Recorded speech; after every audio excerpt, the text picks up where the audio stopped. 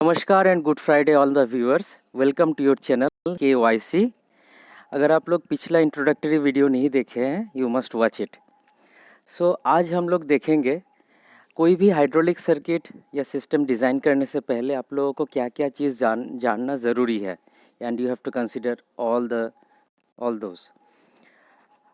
तो सबसे इम्पॉर्टेंट है you need to know about the operation, मतलब क्या ऑपरेट आपको करना है थ्रू दैट हाइड्रोलिक सिस्टम, उसका क्या साइकिल है, कैसे कैसे उसको ऑपरेट करना है, कितना देर में ऑपरेट करना है, कितना देर बाद ऑपरेट करना है, means the frequency of the operation and the duration, कितना देर के लिए एंड कितना देर बाद कोई भी मूवमेंट जो भी होगा। जितने भी ऑपरेशंस है वो सब एक साथ होना है या अलग अलग होना है, एक के बाद एक होना है। Basically you need to understand the control philosophy, मतलब टोटल उस सिस्टम से जितना भी, मान लीजिए कोई एक सिस्टम से कोई एक मोशन तो नहीं होना है, बहुत सारा मूवमेंट्स आपको करवाना है। तो सारा मूवमेंट्स का सीक्वेंस कैसा होगा, उसका स्पीड कैसा होगा, उसका कौन सा आगे कौन सा बाद में, किसके साथ कैसा लिंक होगा, वो सारा complete control philosophy you need to know. उसके बाद आपको जानना ज़रूरी है, जैसे पिछला वीडियो में बताए थे कि hydraulic system can run even on power failure.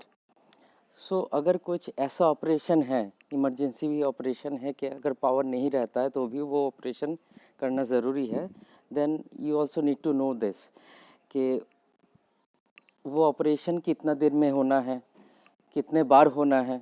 Basically वो साइकिल क्या है, फ्रीक्वेंसी एंड ड्यूरेशन, कि उस हिसाब से आपको उस बैकअप पावर का इन हाइड्रोलिक सिस्टम में आपको प्रोविज़न लेना होगा, उसका डिज़ाइन उसमें करना होगा।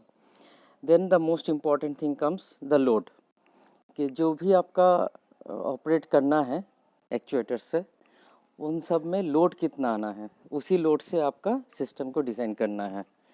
कि कोई भी जैसे कोई भी हाइड्रोलिक सिस्टम का एक पीक लोड क्या होगा, क्यूमुलेटिव पीक लोड क्या होगा, तो वो जानना बहुत ज़रूरी है।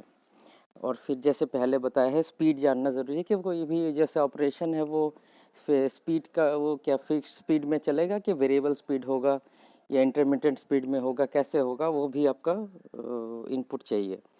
एंड फिर द टेम्परेचर, वो टेम्परेचर क्या होगा उसका, जैसे एम्बिएंट टेम्परेचर क्या होगा और उसका सिस्टम का टेम्परेचर क्या होगा, क्योंकि उसी हिसाब से आपका ऑयल का क्लासिफिकेशन और इसका सिलेक्शन वो सब उसमें मैटर करता है।